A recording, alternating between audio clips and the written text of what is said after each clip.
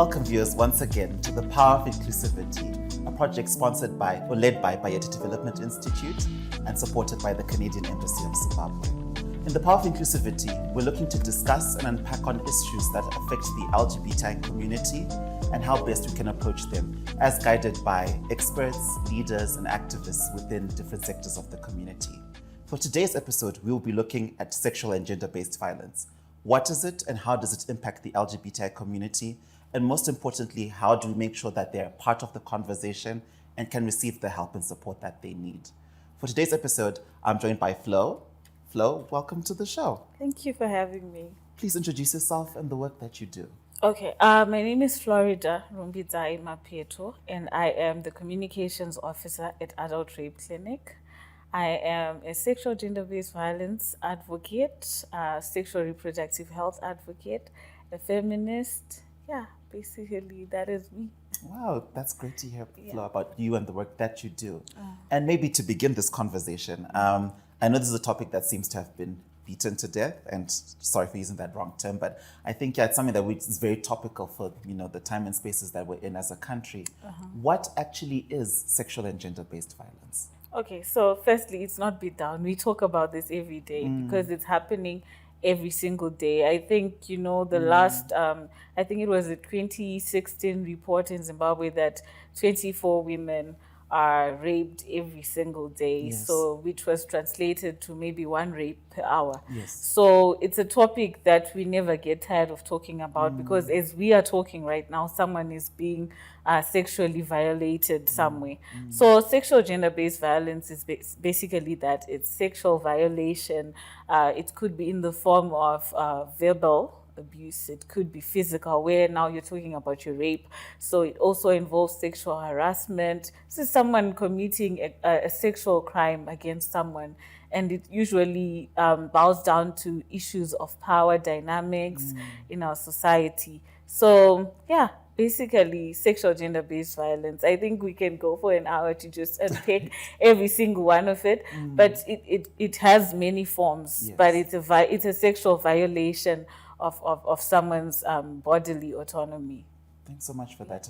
I'd really like you to unpack a bit more on gender-based violence because it seems there's not a lot of clarity around that. And, I think coming from a feminist perspective, it's really good to hear how you perceive that and how it plays out in Zimbabwe society. Okay, so Zimbabwe, with the way our society is set up, we are on the surface, I always say this, on the surface we are a highly moralistic society. I would say otherwise, Right. like with what happens deep under that. But we talk about things on a perspective, or God says, the Bible says this, but we are also penetrated by a culture of violence, physically, emotionally, and when addressing gender-based violence, Sgbv, we are talking about violation of another person's human rights. And delving into that, it goes deeper than what is my area of expertise. It's more than the sexual. Now we're talking about your as a man, you use your power over a woman because you can, and you are fighting physically. Or we have what is called the femicide, which is one of the most rampant crimes that we have in Africa, where men are killing women, or vice versa. And we also have issues of emotional violence. You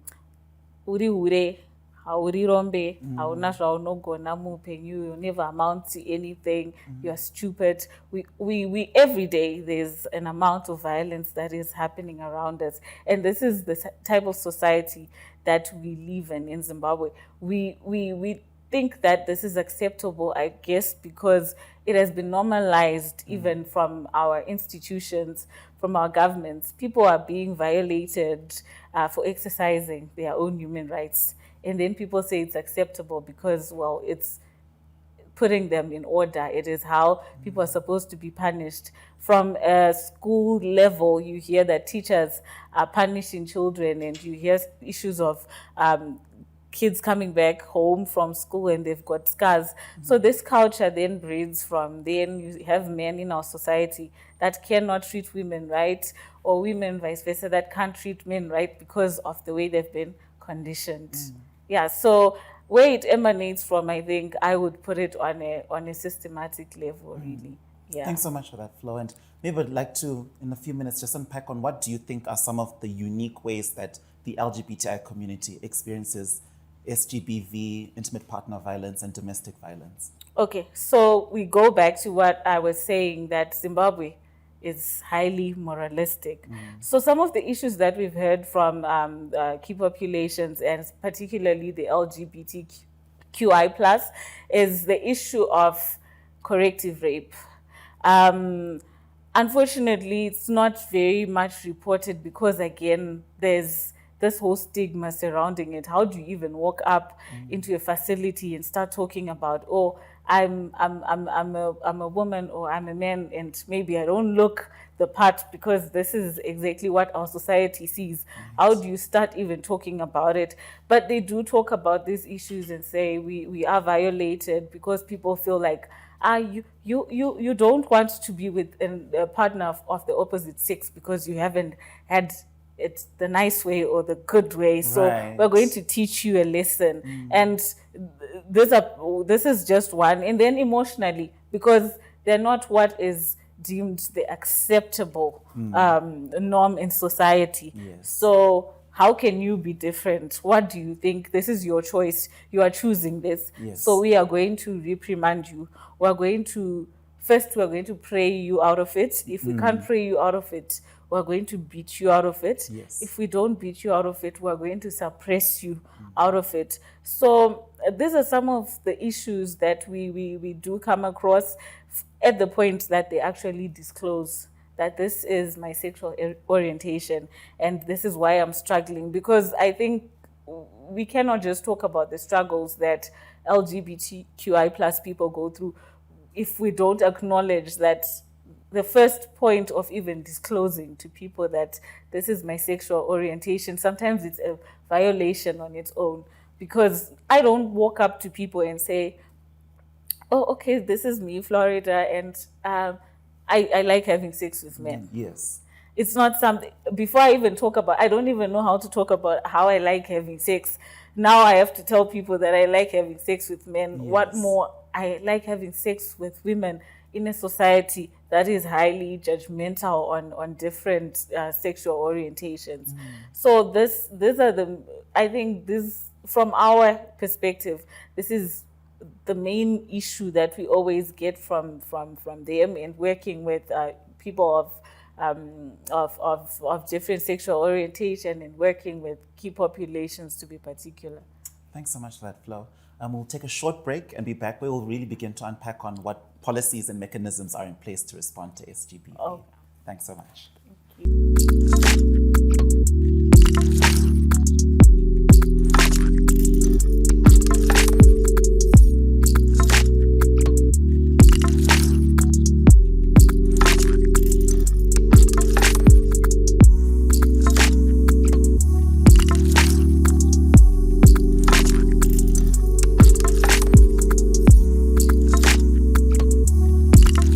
Thank you so much, viewers, for joining us once again. And welcome back to the Power of Inclusivity. My name is Tino, and I'm joined by Flo today as we unpack on Sgbv and LGBTI inclusion in the Sgbv conversation.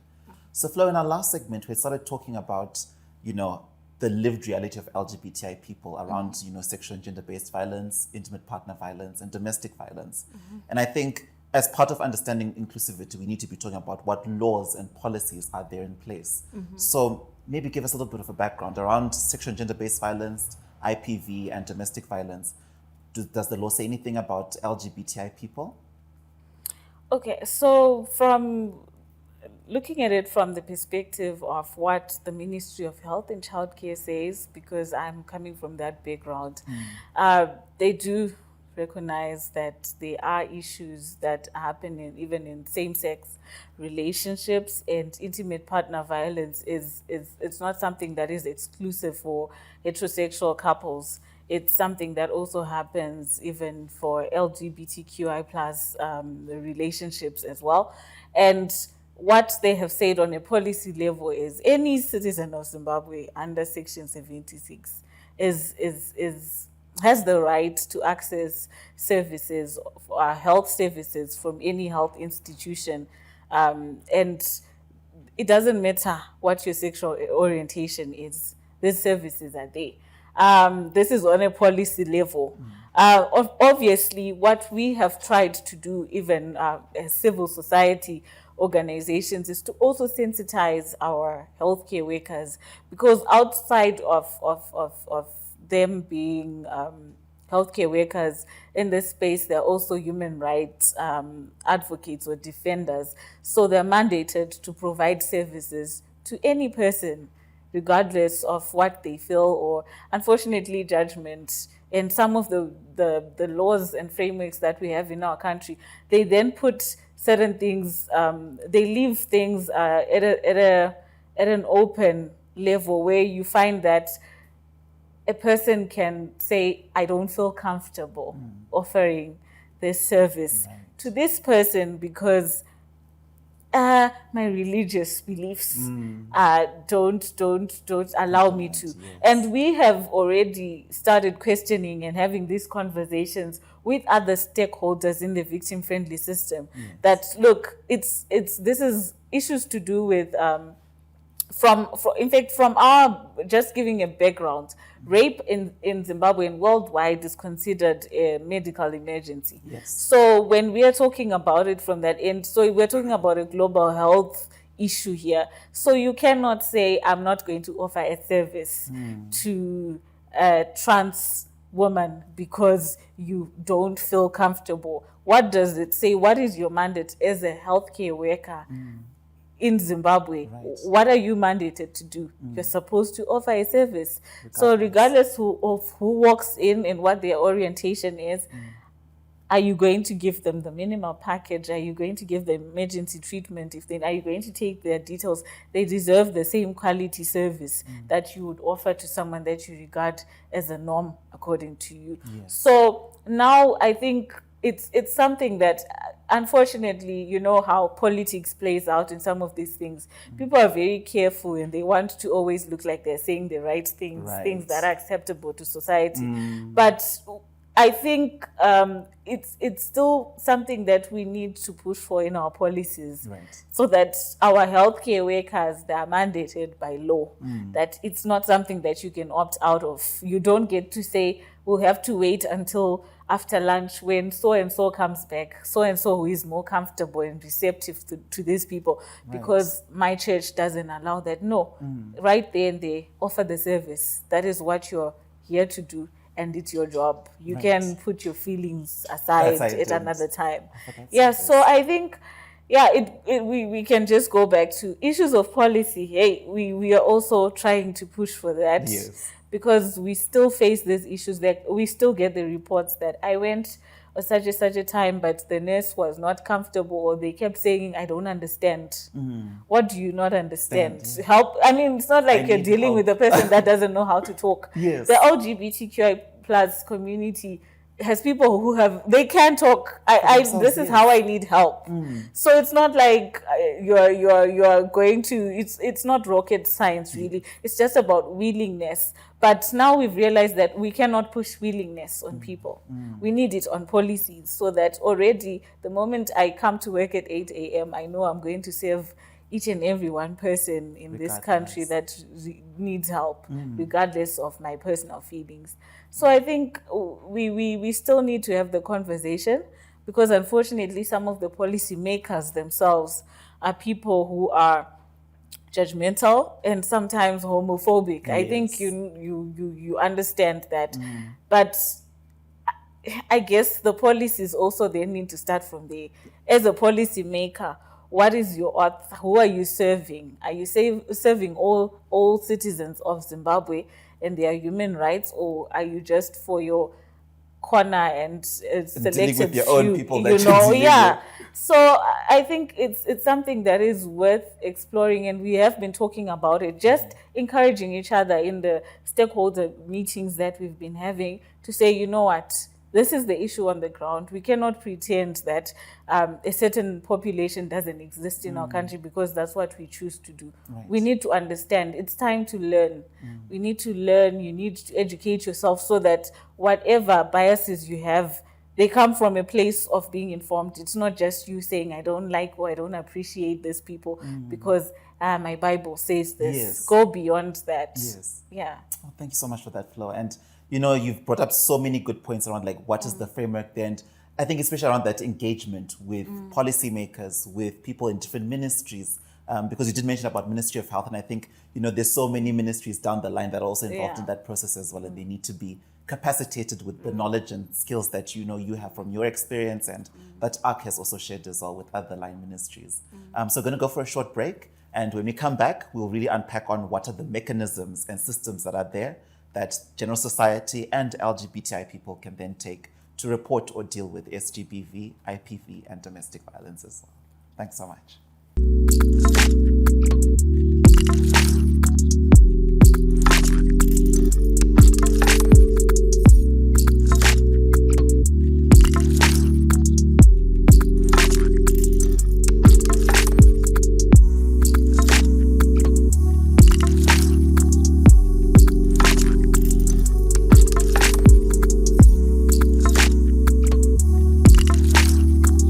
Welcome back, viewers, and thank you so much for joining me and my colleague Flo here as we talk about Sgbv and LGBTI inclusion in Zimbabwe.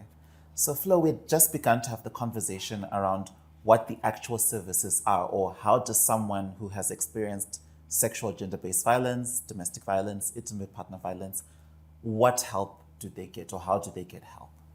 Okay, so I'll start from the emergency treatment part. I had already mentioned earlier on that rape is regarded a medical emergency. So first and foremost, rush to your nearest health facility within 72 hours. Why that period? Because this is the time that we are able to administer medications and treatment to prevent HIV. That's your post-exposure prophylaxis. And we also issue out STI prophylaxis. And for women survivors, we also give them emergency contraceptive pill, which can be given within 5 days. But we always say 72 hours because we want urgency. We want to create urgency around the issue. And also, we conduct what is called a forensic medical examination. So within 72 hours, we were certain that there could be some evidence that we can collect. And now, gladly, our forensic science department in Zimbabwe recently received donations of DNA equipment, world-class DNA equipment, which they say is going to change how crimes or sexual crimes are investigated in our country. So this is also a win even for LGBTQI plus persons, because I've definitely had, and I quoted Dr. Nyamukure on this, because he particularly mentioned that even for cases that have to do with same-sex relationships. So this period, the 72-hour period, really is critical in all of this. So the Ministry of Health and Childcare has made this service accessible at any government health facility. You can get there, you get these services. And then for the comprehensive now, we go beyond that because we're an Sgbv clinic. Then now we offer you psychotherapy. We offer you referral services. So in the light that you might want to report. I say might because that is also something that is not talked about a lot in our country, that you're not mandated by law to report rape or sexual violence to the police. Yes, it's a crime. We encourage you to report it, but we also understand the dynamics that happen in relationships. And sometimes people don't want to talk about it, or maybe the circumstances are just not okay. For example, I'll give you, we have issues of women, married women, who get raped, for example. They don't want to talk about these issues with anyone. And what will my husband say? Will they even be receptive? And I was talking earlier on about LGBTQI plus persons. Already, how will I disclose that on a normal day, I probably do have sexual relations with same sex, but this particular incident, someone violated me. How do I even begin to explain this? Because all of these things do come out once the medical examinations start taking place. So we understand that, and we always encourage people to report either way, because you don't want to end up being infected with HIV because you thought that no one was going to believe you, or because you thought that your case was isolated. So how will people even understand? So I think that's number one. Rush to your nearest health facility within 72 hours. And then in the victim-friendly system. So either way, if you go to the police, we've also tried to cascade this campaign to the police as well. So now they know, once a survivor shows up at a police station, immediately, once they understand that this is still within 72 hours, the next point is rushing them to the hospital so that they receive the emergency treatment services. And then your investigative officer then carries through your whole investigation up until the court process, and they will carry you through to whatever level that you need of help. But from our end, and with the work that we're doing with the ministry, it's rape is a medical emergency. Seek treatment within 72 hours. Thanks so much for that, Flo. I think that's such key information that our communities all need to, absorb and take into account. And you've also brought up, issues around secondary victimization of LGBTI persons. Do you think there are any other issues or any other specific pathways for LGBTI people in terms of reporting or, engaging on issues of SGBV? Okay, so I always say that, it's don't be put in a corner. You're not forced to also disclose your orientation to anyone. Because like I say, this is a health service. You can walk into a place and say, I need help, I was raped, and get the service. I know people, I think it's issues of curiosity. People want to understand, but you're walking in here and you're the way you portray yourself. And sometimes it even prevents. We've heard we're strategically placed in a government hospital. So sometimes you see someone is just walking up and down our corridors and they need help. But I think that reception of, is someone going to even receive me? Is someone even going to understand me with the way I look?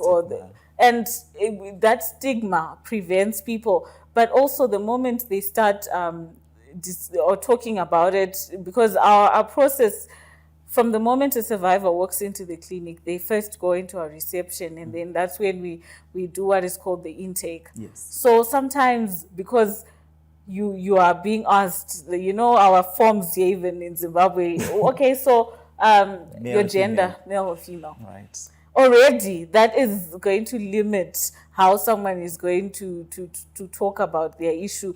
But I think what I would say is, let's go back to get the help that you need, and you can look for someone, or even say, I need to speak to a person that is probably youth friendly or LGBTQI plus friendly, because this is your right. The ministry acknowledges that it is your God-given right here as a citizen of Zimbabwe. So don't be shy to demand. Sometimes we suppress ourselves and say, oh no, our policies, because we don't hold our civil society, or even the people that are supposed to offer us services, to account. Right. So you can say, such and such, on this date, I was receiving help at the adult rape clinic, and this nurse such and such saw me, and the way they addressed me, I did not feel comfortable about it. But if you don't talk about it, then there's nothing to report, and there's nothing to hold accountable, because we are not paying attention, or we're not even demanding our rights. So I think I would say take up the space and demand what is rightfully yours, because sometimes people get away with things because no one is calling them out on them. No one is saying, this is not how you do things. This is how you treat me. I'm a human like you, and these are my rights. Do you have any question about it? Right. So I think this is the number one key, based on the experiences that we've also heard of, that because we also receive referrals for others, because Paringatwa, where we're located, Right. we are open from Mondays to Fridays. So usually survivors that come during the weekend have to be seen at the casualty department of the hospital, and then they're referred to us on Monday for further services. So sometimes that is where you get all these reports, and you're like, okay, but now we need more information, because we can also help and investigate these issues. We sensitize healthcare workers from time to time. So we can talk about these issues, but we need the information. What exactly is going on? Where are the challenges? How can we intervene as an organization? Or how can we then also talk about it on a bigger space? Because when you go to the VFS meetings, we cannot say, oh, so this is how other communities are being treated. Then they say, where's the data? Wow, where is this coming from? Then we're like, oh no, we just heard, it's hearsay. So document your issues. We need put to them come out down, and be those people who be speak those out. people, be aggressive and speak out and say, you know what, this is how you treated me. This is how you talked to me, and I feel this is not right. I document it and use the reporting channels that are there. We've got anonymous reporting on our website. We've got, even in our waiting room, we've got suggestion box that are only opened by the monitoring and evaluation officers to know what is really going on. So use those platforms to say, this is me and these are my issues, and I want them to be addressed. We'll definitely take it from there. Thanks so much for that, Flo, and thank you for making time to be here and giving us this very important information, and for representing Adult Rape Clinic and the great work that you're all doing. Thank you so much for that. And dear viewers, thank you so much for joining us on this very interesting topic around sexual and gender-based violence and the reporting mechanisms and the ways that the LGBTI community can be involved in this process. And thank you for being here. Again, this is brought to you by Bayeta Development Institute with the support of the Canadian Embassy. We hope to see you again soon. Goodbye.